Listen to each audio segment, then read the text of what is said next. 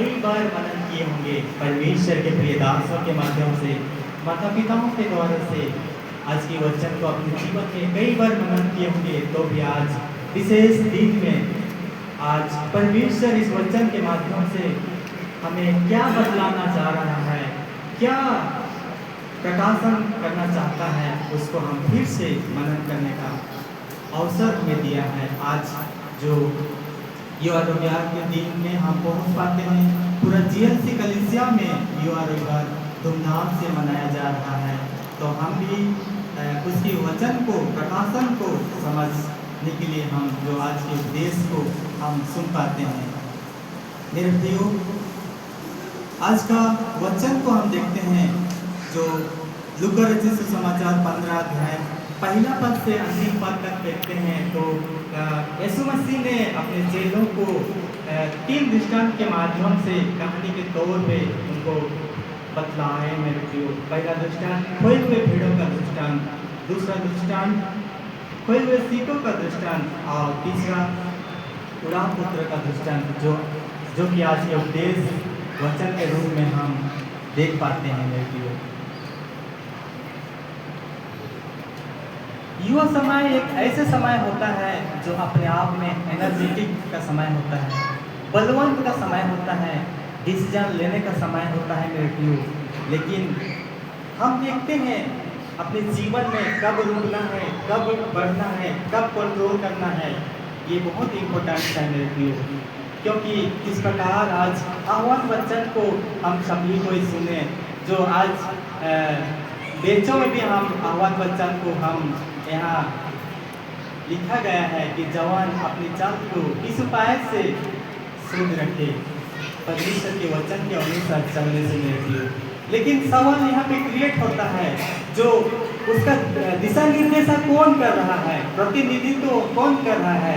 सादरी एक भजन गीत है, जे डोंगा में प्रभु यीशु आए हैं, वो डोंगा कभी नहीं डूबी रे, कभी नहीं डूबी। जेका दिल में प्रभु यीशु आए हैं, उनका जीवन फूली फाली रे, उनका जीवन फूली फाली। कितना सुंदर गीत है मेरे प्रियो। कहने का मतलब हमारे जीवन का प्रतिनिधित्व कौन कर रहा है, अगुवाई कौन कर रहा है, इसको समझने का आवश्यकता है मेरे प्रियो। आज के वचन को हम 4 भागों में विभाजित करते हुए हम एक भागों को समझने का प्रयत्न करेंगे मेरे प्रियो। पहला भाग जो लूका 15:11 पद से लेकर 17 पद तक, इसका मुख्य मैं रखा हूँ अनाज्ञाकारिता के कारण पाप में पड़ना। अनाज्ञाकारिता के कारण पाप में पड़ना। जिस प्रकार हम देखते हैं कि किसी मनुष्य के 2 पुत्र थे, और उनमें से पिता से कहा, हे पिता, संपत्ति में से जो मेरा भाग है वह मुझे दे दीजिएगा। यहाँ हम देखते हैं पिता मतलब परमेश्वर को संबोधित करता है। पुत्र छोटा बेटा और बड़ा बेटा। छोटा बेटा जो पापी के रूप में संबोधित करता है, बड़ा बेटा फरीसी शास्त्रियों को दर्शाता है, जो अपने आप को ज्ञानी समझते हैं, धर्मी समझते हैं मेरे प्रियो। लेकिन हम यहाँ देखते हैं मेरे प्रियो, छोटा बेटा जो पापी दर्शाता है, वो पिता के अधीन में रहना नहीं चाहता है, हमेशा एक स्वतंत्रता का जीवन को व्यतीत करना चाहता है, और पिता का वचन का उल्लंघन करते हुए अपने जीवन को व्यतीत करना चाहता है। हम 10 आज्ञा में से 5 आज्ञा को देखते हैं कि माता पिता का आदर कर, जिससे तेरा भला हो और पृथ्वी पर तेरा जीवन अधिक हो। सचमुच हम देखते हैं मेरे प्रियो, यहाँ लिखता है कि जो मेरा भाग है वह मुझे दे दीजिएगा। उसने उसको अपनी संपत्ति बांट दी। ये डिसोबीडियंस को दर्शाता है, अनाज्ञाकारिता को दर्शाता है, पिता का वचन को उल्लंघन करता है, पिता का आज्ञा को उल्लंघन करता है। लेकिन वचन बतलाती है मेरे प्रियो हमें, रोमी 3 उसका 10 पद में, कि कोई भी धर्मी नहीं है, एक भी नहीं है, सबों ने पाप किया है, लेकिन फिर भी परमेश्वर हम सबों को बेटा बेटी होने का अधिकार दिया है मेरे प्रियो। हम पापी ही हैं तो भी हमें परमेश्वर हमें बेटे बेटियां होने का अधिकार दिया है। जो कि कई बार अपने माता पिता के अधीन से हम पराये हो जाते हैं, अलग हो जाते हैं, बिछड़ जाते हैं।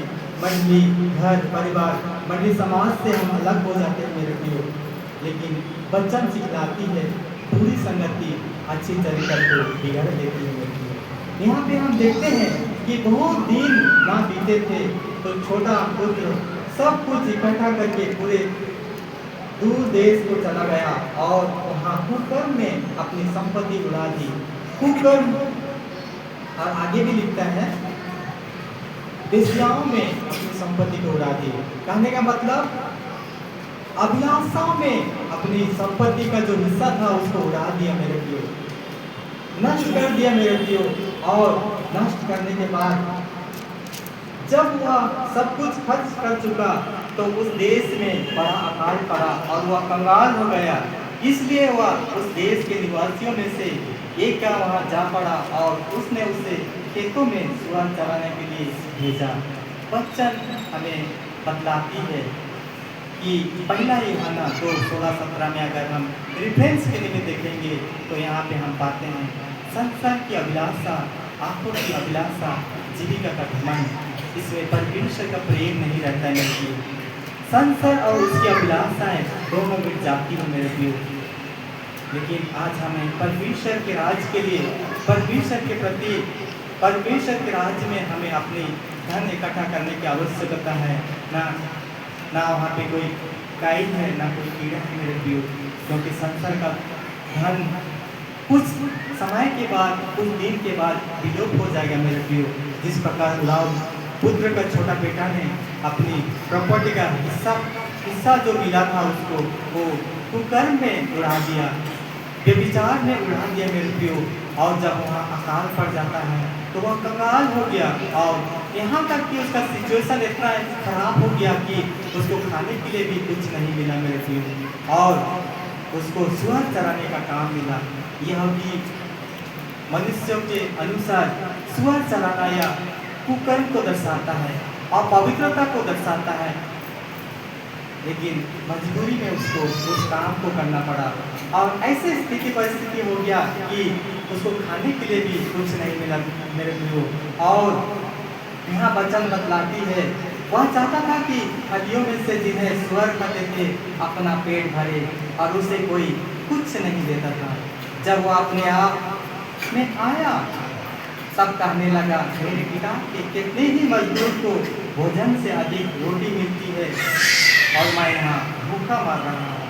कहने का मतलब जितने भी संसार और उसकी अभिलाषाएं दोनों मिट जाती हैं मेरे प्रियो। इसीलिए मैं बाइबल से हट के दो व्यक्तियों का नाम लेना चाहता हूँ। एक अलेक्जेंडर के रूप में हम सभी को जानते हैं, एक महान योद्धा माइकल जैक्सन जो कैंसर के रूप में पाते हैं मेरे प्रियो। लेकिन युवा अवस्था में बहुत कम एज में ही वो संसार से विदा हो जाते हैं मेरे प्रियो, क्योंकि जो प्रॉपर्टी है वो कुछ समय का है, कुछ क्षणिक का रहता है मेरे प्रियो। क्योंकि उसके सम्मुख चारों ओर डॉक्टर का टीम उसको देखभाल करते थे, उसकी परवरिश करते थे, लेकिन यहाँ तक कि उसको बचा नहीं सकते मेरे प्रियो। तो ये अनाज्ञाकारिता को दर्शाता है जिसका रीडिंग मैंने लिया है, अनाज्ञाकारिता के कारण पाप में बढ़ जाना। जिस प्रकार गुलाम बेटा को देखते हैं, वो पिता के वचन का उल्लंघन करने के द्वारा वो पाप में पड़ जाता है। उसका जीवन इतना दुर्दशा खराब हो जाता है कि खाने के लिए भी कुछ भी नहीं मिलता है मेरे प्रियो। लेकिन हम आगे देखते हैं उसके जीवन में बदलाव को, जो दूसरा खंड का हेडिंग को मैंने लिया है, पापों का स्थापीकरण। मेरे प्रियो, मसीही जीवन में पापों का क्षमा है मेरे प्रियो। जिस प्रकार हम देखते हैं पहला यूहन्ना 1:7-9 पद को अगर देखेंगे, यीशु का लहू हमें सारे पापों से शुद्ध करता है। लेकिन ये पाप क्षमा कब होता है? जिस प्रकार हम देखते हैं उराम पुत्र को, वो अपने आप को पहले महसूस किया कि मैं अपने जीवन में गलत किया हूँ। उसके बाद दूसरी बात में देखते हैं वो स्वीकार किया, अंगीकार किया कि मैं जो काम कर चुका हूँ वो गलत है मेरे प्रियो। और तीसरा बात है, वो नम्रता भाव से अपने जीवन में बदलाहट को लाता है। कहने का मतलब उसके जीवन बर्बाद होने से, नष्ट हो जाने से बच जाता है मेरे प्रियो। पापों का पश्चातापीकरण यहाँ हम देखते हैं मेरे प्रियो। यीशु मसीह में पाप क्षमा है मेरे प्रियो। जीवन का स्रोत वही है मेरे प्रियो और क्षमा का स्रोत भी वही है मेरे प्रियो। बाइबल में बहुत सारे उदाहरण हमें मिलता है मेरे प्रियो। लेकिन पाप का क्षमा कब होता है? यूहन्ना 1 उसका 7 और 9 में हम देखते हैं कि यीशु का लहू हमें सब पापों से शुद्ध करता है। और 9 बाद में लिखा है, पहला यूहन्ना 1 का 9 में, यदि हम अपने आप को मान ले तो वह हमारे पापों को क्षमा करने और हमें सब अधर्म से शुद्ध करने में विश्वास योग्य और धर्मी है। कहने का मतलब हमें परमेश्वर के सम्मुख अपने पापों को मानने की आवश्यकता है। यदि हम अपने पापों को मान ले तो वह हमारे पापों को क्षमा करेगा। जिस प्रकार हम यहाँ उड़ा पुत्र के जीवन में देखते हैं, वो अपने आप के पापों को महसूस किया कि मैं गलत काम किया हूँ। उसके बाद वो स्वीकार किया, अंगीकार किया कि मैं जो काम किया हूँ वो गलत है। इस काम करूँ, ऐसे काम करूँ तो मैं जीवन को नष्ट कर दूंगा मेरे को। ऐसे वो अपने आप को नम्रता भाव से अपने जीवन में बदलाहट को लाता है, परिवर्तन को लाता है मेरे प्रियो।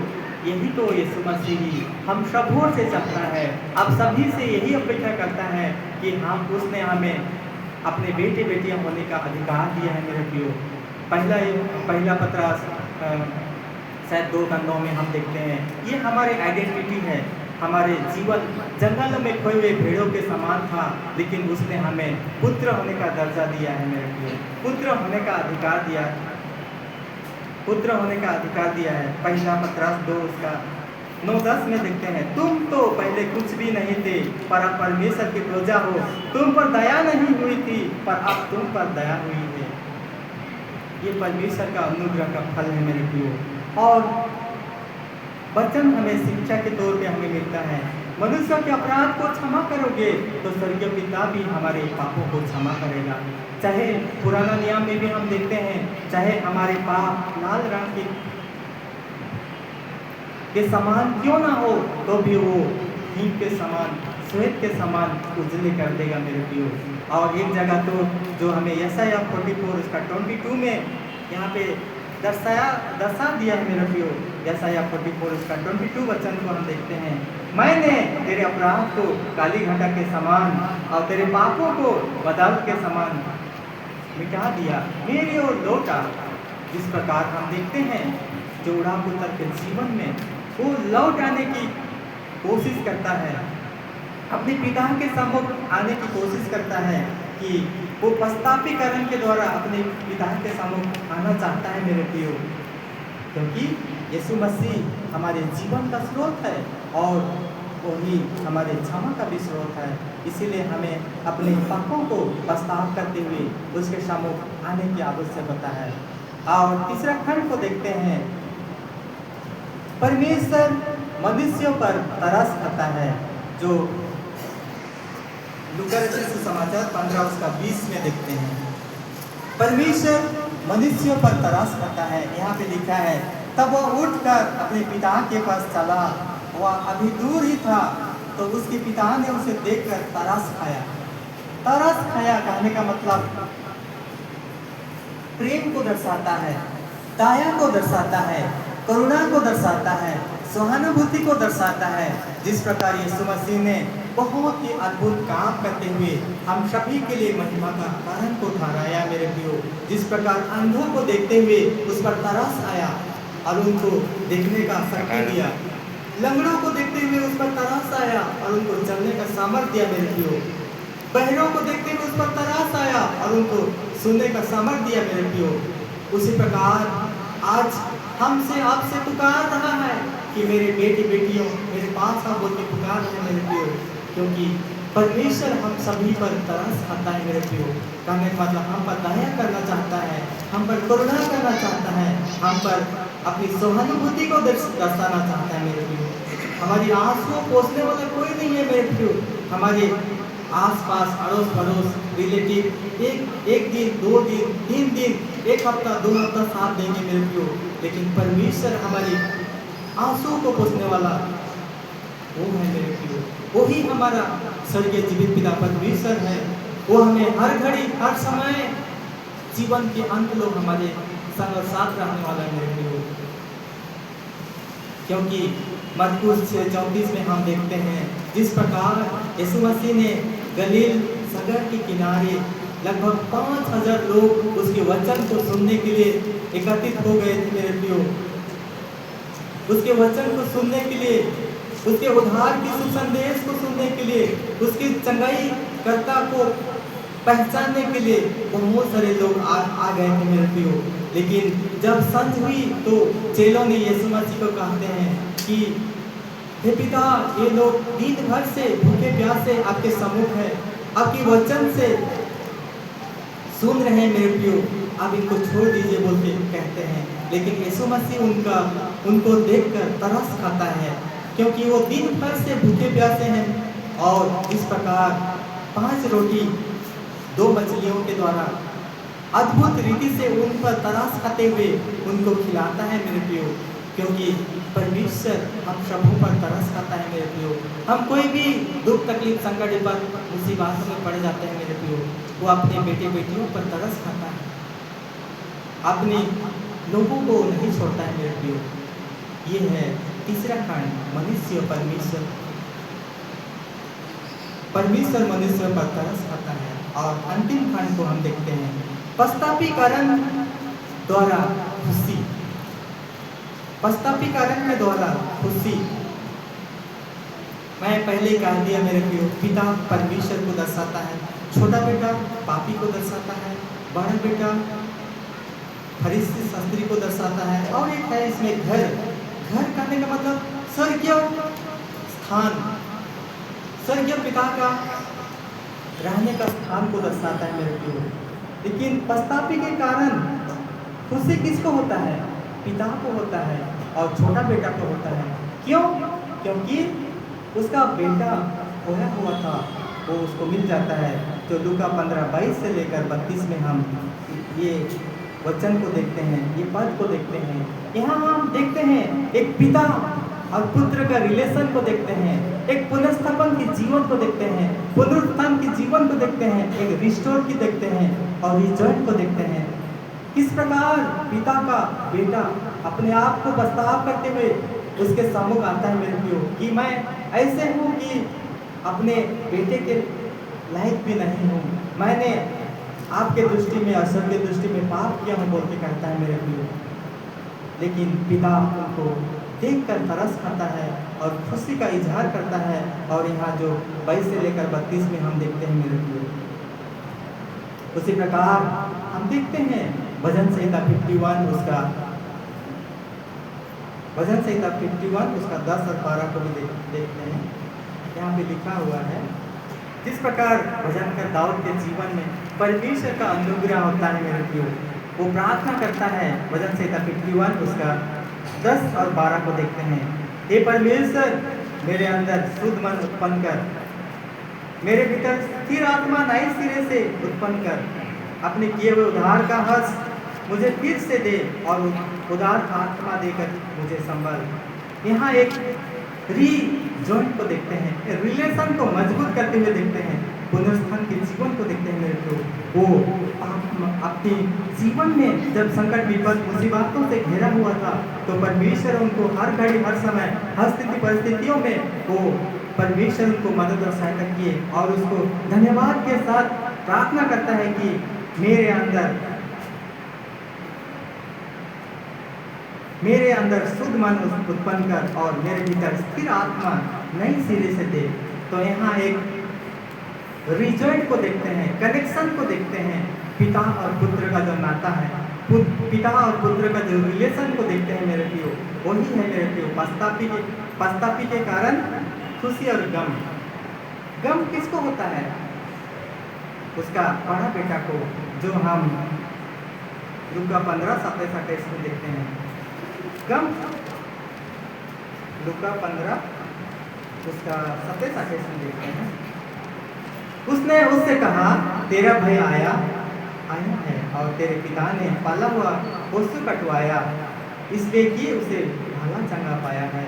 यह सुनकर वह क्रोध से भर गया और भीतर जाना ना चाहा, परंतु उसका पिता बाहर आकर उससे मनाने लगा। यहाँ हम देखते हैं कि बड़ा बेटा अपनी इच्छाओं में, अपने क्रोध में छोटा भाई के प्रति वो क्रोध को दर्शाता है, ईर्ष्या को दर्शाता है मेरे प्रियो। लेकिन वचन सिखलाती है पहला यूहन्ना 3:15 में, जो कोई अपने भाई से प्रेम न करे वो हत्यारा के समान है मेरे प्रियो। यहाँ यही बातों को हम देखते हैं, दोनों भाई में प्रेम नहीं रहता है मेरे प्रियो। बड़ा भाई छोटा भाई को प्रेम नहीं करता है मेरे प्रियो, और कहता है कि उसने पिता को उत्तर दिया, देख मैं इतने वर्ष से तेरी सेवा कर रहा हूँ, कभी भी तेरी आज्ञा नहीं डाली, तो भी तूने मुझे एक बकरी का बच्चा भी ना दिया और मैं अपने मित्रों के साथ आनंद कर सकूँ। कहने का मतलब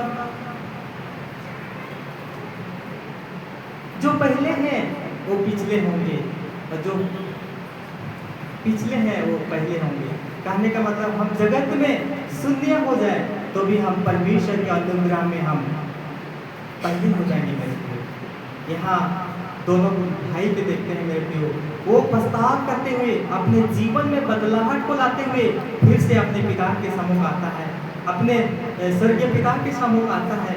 लेकिन बड़ा बेटा अपनी पापों अपनी धार्मिकता के कारण वो अंदर जाना नहीं चाहता है मेरे प्रियो। ये एक प्रकार का ईर्ष्या को दर्शाता है मेरे प्रियो।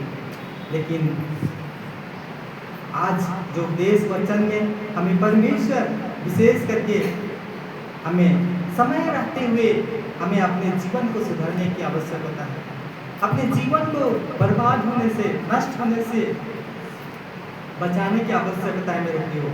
और हमारे परवरिश कौन करेगा? क्योंकि यीशु मसीह ही है, क्योंकि उसने कहा दिया है मेरे प्रियो, सच्ची दखलाता मैं हूँ, तुम मेरी डालियाँ हो, मुझसे अलग हो करके कुछ भी प्राप्त नहीं कर सकते, इसने कहा दिया मेरे प्रियो।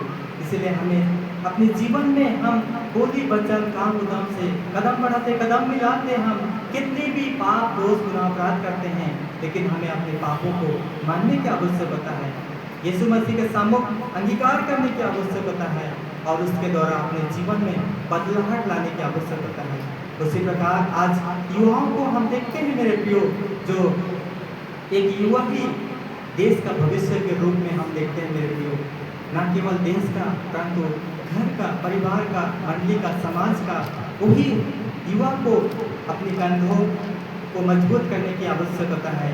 क्योंकि हम जिस दिन दृढ़ीकृत किए हैं मेरे प्रियो, उसी दिन से हम मंडली कलीसिया का बोझ उठाने के लिए, भार उठाने के लिए परमेश्वर हमें मदद किया है मेरे प्रियो। क्योंकि वचन कहता है गलाती 6:2 में, तुम एक दूसरे का भार उठाओ, इसी प्रकार मसीह की व्यवस्था को पूरा करो। क्योंकि एक युवा ही मेरे प्रियो मसीह की व्यवस्था को पूरा करने के लिए हमें आगे बढ़ने की आवश्यकता है मेरे प्रियो। क्योंकि हमारे माता पिताओं ने हमारे लिए सोच से बाहर, समझ से बाहर, कल्पना से बाहर हमारे जीवन को, हमारे जो मसीही कलीसिया में बहुत सारे काम करते हुए हमारे लिए एक नई मार्ग को, नई आशा को रख छोड़े हैं। उसी आशा में हमें आगे बढ़ने की आवश्यकता है, अपने कंधों को मजबूत करने की आवश्यकता है। एक जगह वचन कहती है कि जो कुछ तुम करते हो तन मन से करो, मनुष्य के लिए नहीं परंतु परमेश्वर के लिए करो, इसके बदले प्रभु से विरासत मिलेगी। कहने का मतलब हमें मनुष्य के लिए नहीं, ये जो काम है हमारा नहीं है, ये परमेश्वर का काम है।